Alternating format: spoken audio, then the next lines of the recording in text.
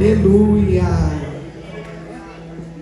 Enquanto você está aqui, o Senhor está trabalhando em sua vida, em sua casa. Enquanto você está aqui, o Senhor está dando livramento na casa de alguém, na vida de alguém. Não fique desapercebido, porque o Espírito Santo está operando em nosso meio. Aleluia, aleluia. Enquanto você está aqui, o espírito de depressão está batendo em retirada da mente de alguém. E não é que não veio, de alguém que veio essa noite. Enquanto você está aqui, a ansiedade que o adversário estava atrapalhando para colocar na tua mente, no teu coração, está caindo por terra. Há planos do diabo que Jesus está jogando por terra hoje na vida de alguém. Então, se eu fosse você, eu adorava essa noite. Aleluia. Palavra do Senhor no Evangelho de Jesus, segundo escreveu Mateus, capítulo 25, a partir do versículo 14. Vamos falar da vontade de Deus no tema que nos foi concedido nesta noite. Glória ao nome de Jesus. Mateus capítulo 25, versículo 14. Glória ao nome de Jesus. Porque isto é também como um homem que, partindo para fora da terra, chamou os seus servos e entregou-lhe os seus bens. E a um deu 5 talentos, e a outro 2, e a outro 1, a cada um segundo a sua capacidade. E ausentou-se logo para longe. E tendo ele partido, o que recebera 5 talentos, negociou com eles e granjeou outros 5 talentos. Da mesma sorte, o que recebera 2, granjeou também outros 2. Mas o que recebera 1 foi e cavou na terra, e escondeu o dinheiro do seu senhor. E muito tempo depois veio o senhor daqueles servos e ajustou contas com eles. Repete comigo: prestação de contas. Então aproximou-se o que recebera 5 talentos e trouxe-lhe outros 5 talentos, dizendo: Senhor, entregaste-me 5 talentos, eis aqui outros 5 talentos que ganhei com eles. E o seu senhor lhe disse: bem está, servo bom e fiel, sobre o pouco foste fiel, sobre o muito te colocarei, entra no gozo do teu senhor. E chegando também o que tinha recebido 2 talentos, disse: Senhor, entregaste-me 2 talentos, eis que com eles ganhei outros 2 talentos. Disse-lhe o seu senhor: bem está, bom e fiel servo, sobre o pouco foste fiel, sobre o muito te colocarei, entra no gozo do teu senhor.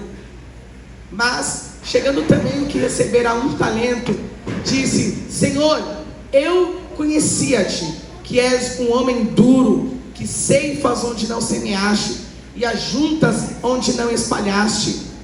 E atemorizado, diga comigo, medo. Diga comigo, ele teve medo.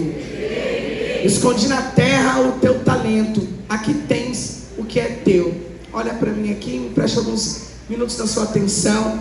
A parábola dos talentos, a parábola dos talentos faz parte de um sermão, de um conjunto de mensagens de Jesus escatológico, aonde Jesus vem falando sobre as 10 virgens. Posteriormente ele fala sobre os talentos, e assim por diante ele vai falar sobre a festa mais à frente, o grande banquete. E toda essa série de mensagens de Jesus, ele está falando acerca do dia da sua volta, quando o Filho do Homem iria voltar sobre a terra. Mas ele também vai falar sobre a condição que ele deixou os seus servos, porque de fato Jesus, como Deus, ele não nos deixou desamparado. Jesus, como Deus, entregou e nos confiou uma dádiva muito grande, que foi o Espírito Santo. E não somente fomos cheios do Espírito Santo, mas como também recebemos presentes. Recebemos o quê? Vocês estão aqui e já foram embora. Receberam o quê? Presentes da parte deste Jesus. E Jesus vai contar uma parábola. Uma parábola era uma história que Jesus usava para falar de assuntos difíceis, coisas do cotidiano, para que fosse de melhor entendimento. E Jesus vai contar a história, e ele diz assim: olha, tinha um homem que viajou para muito longe. Para quem não sabe, um fazendeiro viajou para muito longe. E antes dele ir embora para muito longe, ele entregou alguns talentos aos seus servos. Ele tinha 3 servos. Quantos servos? 3 servos. E a um servo ele entrega 5 talentos. Ao segundo servo ele entrega 2 talentos. Ao terceiro servo ele entrega 1 talento. E a Bíblia diz que esse Senhor faz tudo isso de acordo à capacidade. Olha para mim. Uns receberam mais, outros receberam menos. Um recebeu muito, outro recebeu pouco. Mas você notou uma coisa? Todos receberam alguma coisa. Uns em grande quantidade, outros em pouca quantidade.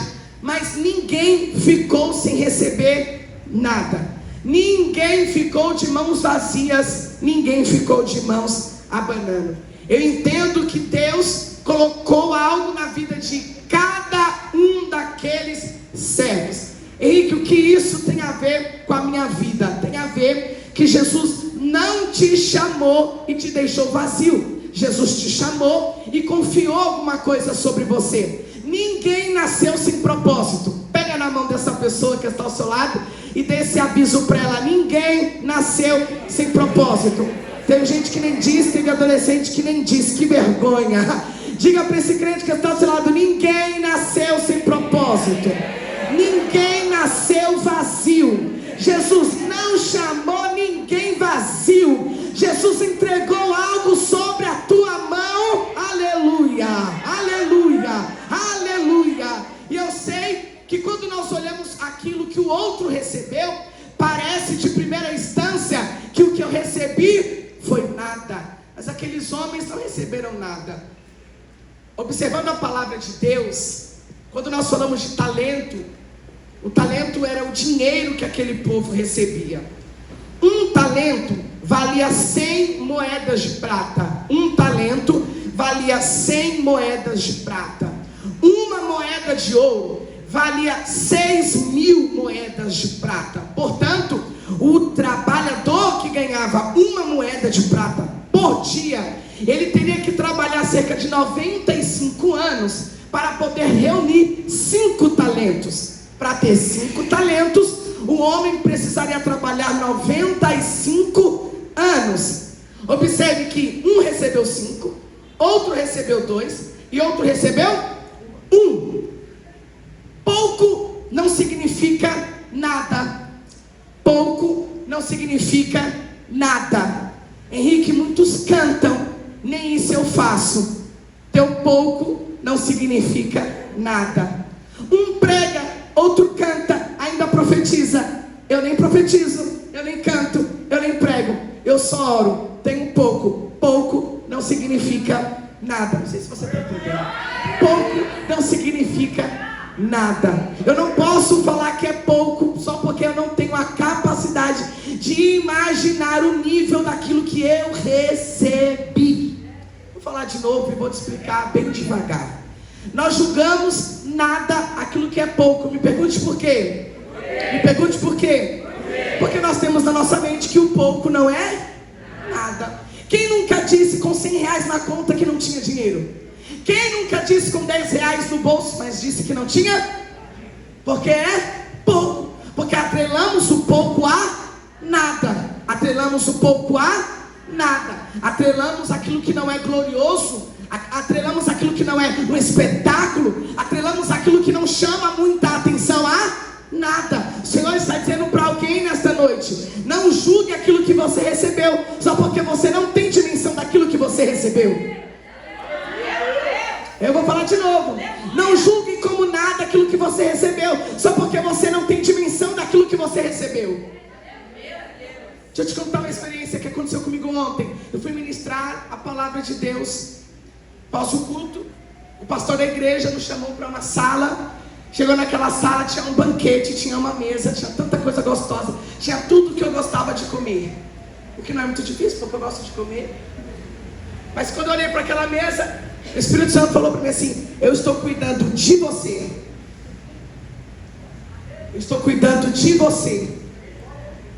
Aí o Senhor falou para mim: E eu estou dando vitória à irmã que fez tudo isso daqui.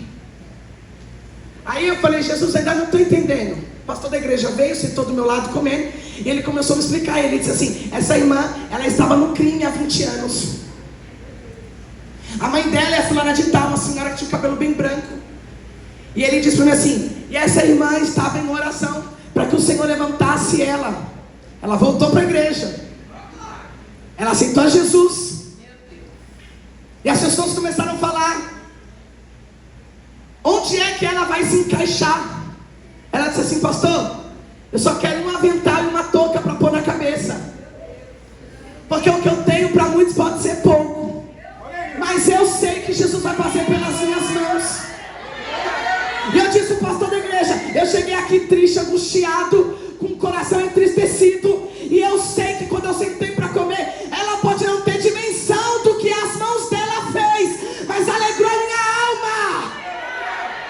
Não chame de pouco aquilo que você não tem dimensão do que Deus colocou na tua mão, só porque é pouco.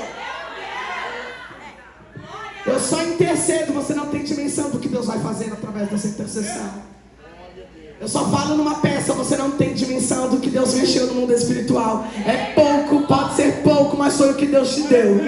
Oh, glória a Deus. É uma funda e uma pedra, mas foi o que Deus te deu. É pouco, mas você não copia ninguém. É pouco, mas é legítimo. Pega na mão desse crente que está do seu lado e diga para ele, antes de ser legítimo do que ter muita cópia na mão, antes ser original do que carregar cópia barata.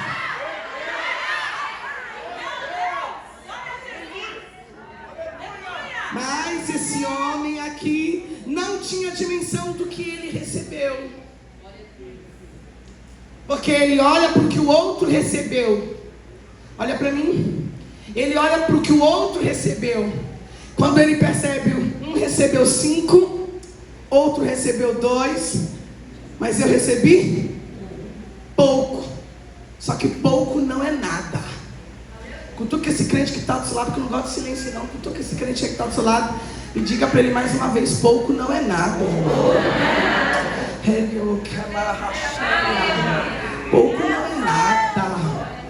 A Bíblia vai dizer, Paulo falou lá em 2 Coríntios 4, 7, que nós temos porém um tesouro em vaso de barro. O vaso é desprezível, frágil, mas o que tem dentro do vaso é um tesouro, ainda que pouco, continua sendo tesouro. Oh glória! Ninguém está vendo, mas tem dentro de você um tesouro. Vou falar de novo. Ninguém está vendo, mas tem dentro de você um tesouro. Eu só toco bateria então. É o tesouro que o Senhor colocou em você. Eu só oro, é o tesouro que Deus colocou em você. Jesus não te chamou para nada. Jesus não te chamou para nada. Jesus não te chamou para nada. Vou falar até você entender. Jesus não te chamou para nada. Ele colocou dentro de você um tesouro escondido. Você não tem dimensão daquilo que Deus confiou nas suas mãos. Charles Spurgeon disse assim: todo cristão é um administrador de algo que pertence a Deus. O segundo erro desse servo que recebeu pouco foi ter tratado o que ele recebeu como dele. E não era dele, era do Senhor dele. E eu não faço o que eu quero com aquilo que eu recebo daquilo que não é meu, porque não é meu. E como não é meu, eu não faço o que eu quero. Como você julga que recebeu uma chamada de Deus, mas só quer exercer quando quer? Como você... Eita! Como você julga que recebeu um presente de Deus, mas está agindo no dia que quer, na forma que quer? Eu não tenho que estar bem para exercer aquilo que Deus me deu. Eu preciso exercer aquilo que Deus me deu enquanto eu fico bem. Olha para mim. Não é teu. Você só está administrando. Não é teu. É por isso que mesmo triste você canta, porque não é teu. Não é teu. É por causa disso que você prega, porque não é teu. Mesmo nos dias da sua maior frustração, você se arruma e vem. Sabe por quê? Porque não é seu. seu. É por isso que mesmo angustiado você faz, porque não é seu. E como não é seu, você precisa ter responsabilidade com aquilo que você recebeu de Deus, ainda que seja pouco. Outro detalhe, esse homem recebeu, e qual foi o critério escolhido? De acordo com a capacidade. Olha para mim. De acordo com a capacidade. Você não recebe mais daquilo que é capaz, e não recebe menos daquilo que é capaz. Você recebe na exatidão daquilo que você consegue.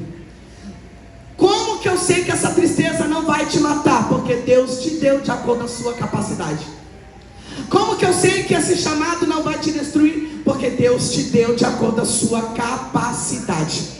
Como é que eu sei que a retaliação daquilo que eu estou exercendo não vai acabar com a minha fé? Porque você recebeu de acordo com a sua capacidade. É Deus dizendo assim: se eu te entreguei é porque você consegue.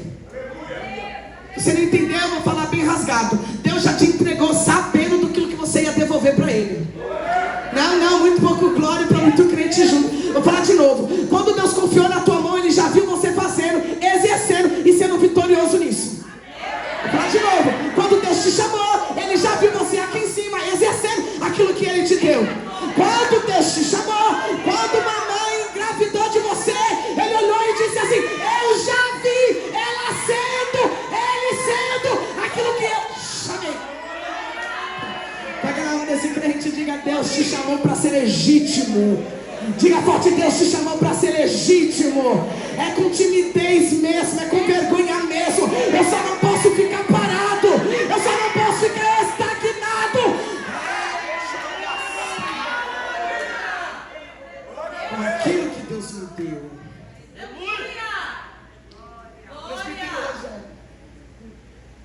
O maior perigo não é ter pouco, é fingir que não tenho nada. O maior perigo não é ter pouco, é fingir que não tem nada. Tem crente aqui fingindo que não tem nada, que não recebeu nada, que Deus não te chamou para nada. Se Deus te chamou para nada, então a gente vai ter que ter uma conversa, porque Ele também vai ter que ter me chamado para nada. Se Jesus te chamou para ficar apenas sentado, escutando, indo embora, rei, coma a cega, então vai ter que liberar muita gente aqui. Ei, Jesus não te chamou para esquentar o banco. Jesus não te chamou para olhar alguém fazendo, porque tem um perigo em quem acha que foi chamado para não fazer nada. É porque ele critica quem faz tudo. Por que Deus não me chamou para fazer nada? Porque eu vou atrapalhar quem está fazendo alguma coisa. Olha para mim aqui, irmão. Fica crente. Você não pode fingir que Jesus não te deu nada. Você não pode fingir que Jesus chamou apenas para isso. Observa que na parábola o Senhor entregou a cada um segundo a sua capacidade. Agora, existe um princípio aqui dentro desse texto. Quando o Senhor daquela terra volta, olha para mim, Ele não perguntou quanto eles receberam. Ele não perguntou quanto eles receberam. Ele perguntou o que vocês fizeram com o que receberam. Aleluia. Aleluia. Você não foi chamado para competir. Você foi chamado para corresponder. Você não foi chamado para comparar o que eu tenho com o que o outro tem. Você foi chamado para corresponder à chamada que o próprio Deus te deu. Seu negócio não é com o outro, seu negócio é com quem encheu a tua mão. Eita, vai de novo. Teu negócio não é com quem está do teu lado. O que vão achar? Será que vai atingir? Será que eu vou cantar bem? O que vão achar da nota? O que vão achar da hermenêutica, da homilética, da exegese? Não. Você tem responsabilidade com quem encheu a tua mão. quem encheu a tua mão. Olha para mim. Repete comigo, quem se distrai? Não, gente, vamos forte, cadê os adolescentes dessa igreja? Deus livre. Vamos comigo, quem se distrai com o talento do outro, enterra o próprio. Porque o tempo que eu observo o outro, eu estou granjeando o meu. Os dois servos que receberam 500 e o outro que recebeu 200, eles negociaram e multiplicaram. Quem recebeu 5, mais 5. Quem recebeu 2, mais 2. Porque no reino de Deus não basta só receber, é necessário produzir. Vou falar de novo. No reino de Deus não é necessário só receber, é necessário produzir. Vou falar mais uma vez. No reino de Deus não é só receber, mas produzir. Quantos cultos passamos recebendo? Quantos cultos você passa produzindo? Quantos cultos você levanta a mão e recebe tudo? Quantos cultos que você faz alguém receber alguma coisa? Quantos cultos você vem e diz hoje, me enche, que eu creio em tudo. Mas quantos cultos é você que aponta o dedo e diz receba para alguém? Não é só recebimento, é também uma produção. Jesus te chamou para produzir. Ide e multiplicar. Ide e como é que fala, meu Deus? Produzir, frutifique. Jesus chamou para frutificar, para produzir, não apenas para receber. Cutuca alguém e diga, para de ser egoísta. Receber é bom, mas fazer alguém receber também é bom. Jesus te chamou para produzir. Jesus está deita, Jesus quer te usar. Diga. Esse louvor rasgado aí é para alguém. Diga. Essa oração que você não fez, alguém precisa receber. Diga essa palavra que você não liberou, alguém precisa dela.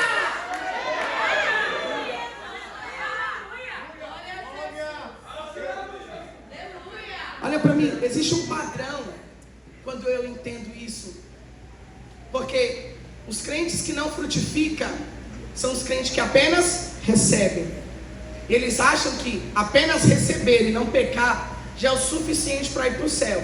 Só que olha para mim, o reino de Deus não apenas é para quem não peca. O reino de Deus é principalmente para aqueles que frutificam.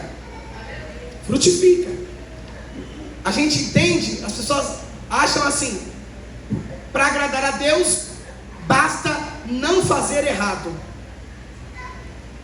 Para entrar no reino do céu, basta não pecar. Sim ou não? Sim. É o nosso pensamento. Basta não fazer errado. Mas o Espírito Santo conversou um negócio comigo. Ele disse assim, que o maior fracasso da vida cristã não é cair, mas recusar-se a servir. É poder e não fazer. Não é apenas não cair, é poder e não fazer. É poder orar e não ir orar. É poder interceder e não interceder. É poder ajudar alguém a cantar e não cantar. É poder ajudar quem está pregando a levantar a mão e não levantar. Aleluia. Não é apenas o pecar, mas também era o não frutificar. Porque quando o crente não produz, ele está sendo omisso. E omissão também é pecado. Porque a Bíblia diz que aquele que pode fazer o bem e não faz, comete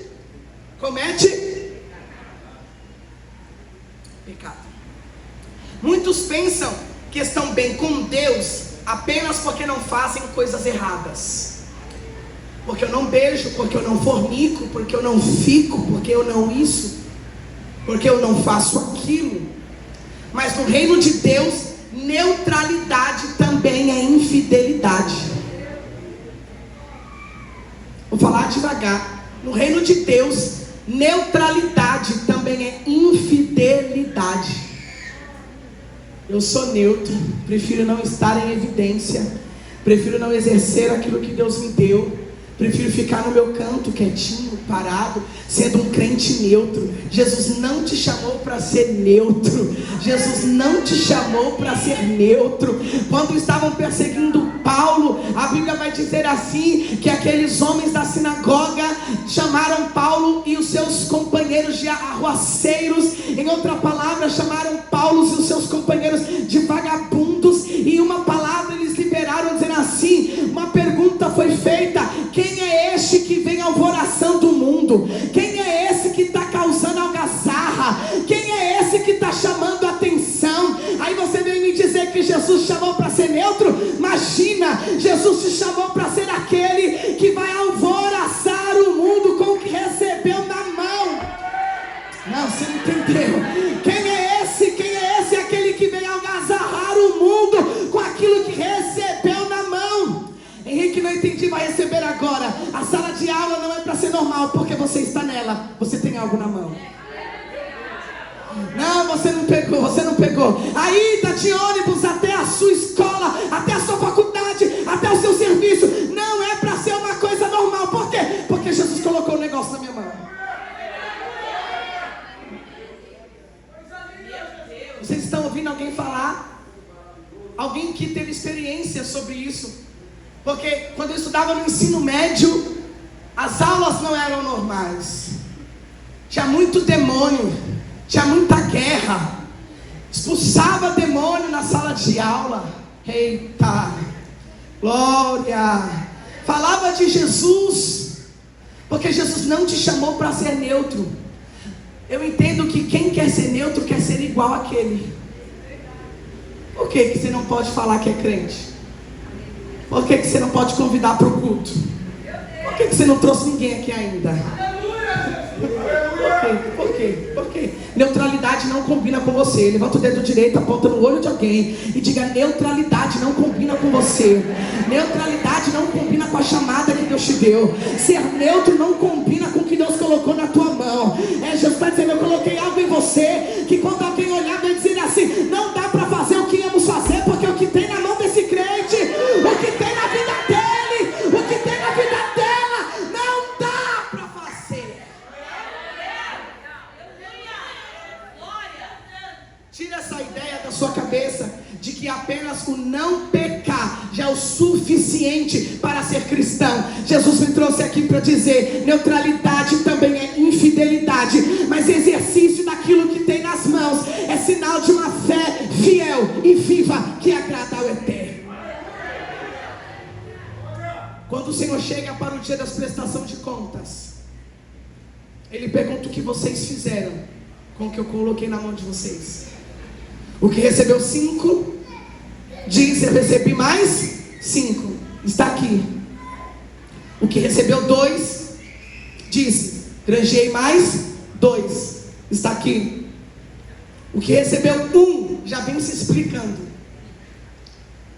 E ele vem dizer assim: como eu conheço a sua fama, eu sei que você colhe aonde você não planta. Porque ele está dizendo: eu sei que você rouba. Ele está mentindo, porque esse Senhor aqui tipifica o Cristo. Ele diz assim: eu tive medo do que o Senhor iria fazer comigo, então eu simplesmente escondi, enterrei, guardei. O problema dele não foi falta de capacidade, foi medo. Olha para mim, o problema dele não foi falta de instrução, foi medo. O problema dele não foi falta de capacidade, até porque ele recebeu exatamente de acordo com a sua própria capacidade. O problema dele foi ter medo. Medo de quê? Medo de errar, medo de tentar, medo de fracassar. Não fracassa quem falha tentando, fracassa quem nem tenta. É melhor errar o alvo do que ter uma flecha guardada. Acho que você não está entendendo. Jesus está dizendo: vai com medo mesmo, só não deixe de ir. Vai tremendo mesmo, só não deixe de ir. Vem com papel, vem, mas não deixe de vir. Pede para o ministério de louvor te ajudar a cantar, mas não deixe guardado aquilo que está queimando na garganta.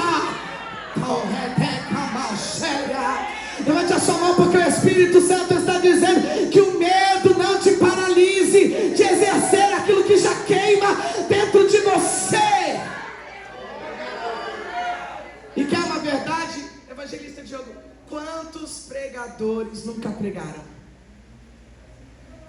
Quantos cantores nunca cantaram? Quantos evangelistas aqui nunca evangelizaram? Aqui tem pregador que nunca pregou. Aqui tem cantor que ainda não cantou. Aqui tem profeta que ainda não teve coragem de levantar o dedo e dizer: assim diz Deus. Eita! Não porque alguém está oprimindo, não porque alguém está proibindo, mas porque o medo está dizendo: não vai, não vai, não faz, não é para você. Se não fosse para você, Deus não tinha te dado. Vou falar de novo. Se não fosse para você, Deus não tinha te chamado. Se não fosse para você, Deus não tinha te confiado. Levante a sua mão, levante a sua mão, porque Deus está dizendo: eu te dei talento, não te dei pá. Não pegou. Eu te dei talento, não te dei pá. Eu te dei chamado, não te dei pá. Eu não te dei pá para você cavar e esconder aquilo que Deus te deu. Eu não, a ferramenta não é essa. A ferramenta não é essa. Papai está dizendo para alguém: eu te dei outra, eu te dei outra. E hoje é noite de desenterrar o que Deus te deu. Eu encerro agora. O medo é o cemitério dos talentos. O medo é o cemitério dos talentos. Porque eu digo que não sei, mas eu nem fui. Eu digo que não é comigo, mas eu nem tentei. Por quê? Porque o medo está dizendo: não é para você. Aí eu entendo outra coisa. Ninguém enterra um chamado por acidente, irmão. Talentos são enterrados por decisões. Ele decidiu porque ele escolheu um lugar. Ele fez o quê? Ele fez o quê, gente? Escolheu um lugar. Ele cavou na terra. Então não foi acidente. Ele escolheu, ele mesmo cavou, ele mesmo colocou, ele mesmo cobriu, ele mesmo foi embora. O medo é a pá que cava a sepultura dos dons de Deus. O esforço dele foi apenas para enterrar. Ele não usou nem um pouco do esforço para tentar executar. Até quando você vai usar a sua força para enterrar? Se ela pode ser a mesma que você pode usar para executar. Alguém entendeu? Vou de novo. Até quando você vai usar a sua força para enterrar, para pegar na pá, para pôr na terra, levantar a terra, mas não vai usar para tentar exercer aquilo que Deus te deu, aquilo que Deus te confiou, só porque você tem medo. Quando o Senhor dele chega, ele começa a justificar. Você nunca vai avançar enquanto tentar insistir em justificar o motivo da sua estagnação. Vou de novo. Tem gente aqui que está estagnada, e a única força que tem está usando para justificar o motivo do porquê não reagiu. Jesus não quer explicação. Jesus quer execução. Pode não. Jesus não quer a sua explicação. Ah, mas é porque. Ah, mas é porque. Ah, mas é porque fulano. Ah, mas é porque fulano tem mais. Ah, mas é porque falaram. Ah, mas é por causa disso. Jesus está dizendo: não perca seu tempo explicando o motivo da sua estagnação, mas use o seu tempo. Se tem gente chorando é porque tem gente entendendo. Jesus está dizendo: use a sua força para executar aquilo que Deus colocou na tua mão. Pega na mão desse crente que está do seu lado e diga para ele: hoje Deus, Ele cava aonde você enterrou, e Ele diz: é hoje, não é amanhã, é hoje, não é amanhã, é hoje, não é amanhã.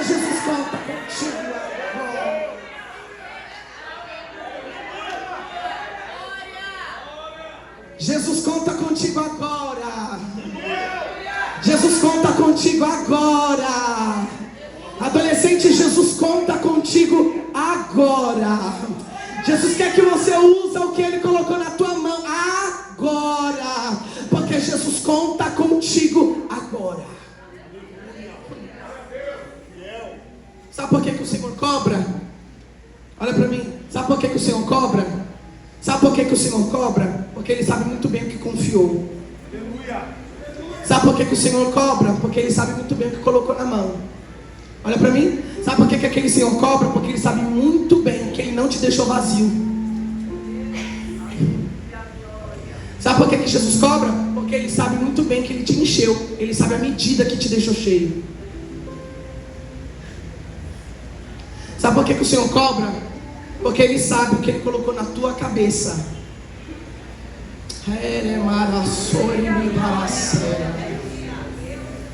Sua responsabilidade não é com a expectativa, mas com o compromisso daquele que confiou em você. Vou falar de novo. Jesus confiou um negócio na sua mão. Jesus confiou um negócio na sua vida. E o seu compromisso não é com a expectativa dos espectadores que esperam acontecer alguma coisa, mas exatamente com aquele que confiou alguma coisa na tua mão. Sabe o que o Senhor está dizendo? Pega o teu pouco, pega eu que te dei e vai. Pega o teu pouco, gruda comigo e vai. Pega o teu simples, gruda comigo e vai. Pega o teu pouco, me chama, eu vou com você, eu prego com você, eu canto com você, eu entrego, eu marcho com você, mas você vai. Levante o dedo direito comigo pela última vez, apronta para alguém e diga: Jesus vai com você, exatamente no lugar que Ele te mandou ir. Fica de pé. Quando Jonas fugiu, até Jonas sendo fugitivo, ele teve como o Senhor acompanhando ele. Olha para mim. Até Jonas fugindo, teve Deus acompanhando a rota dele, intervindo no meio do caminho ainda. Aleluia. Você não vai exercer esse negócio sozinho. Você vai na força do Senhor e no seu nome.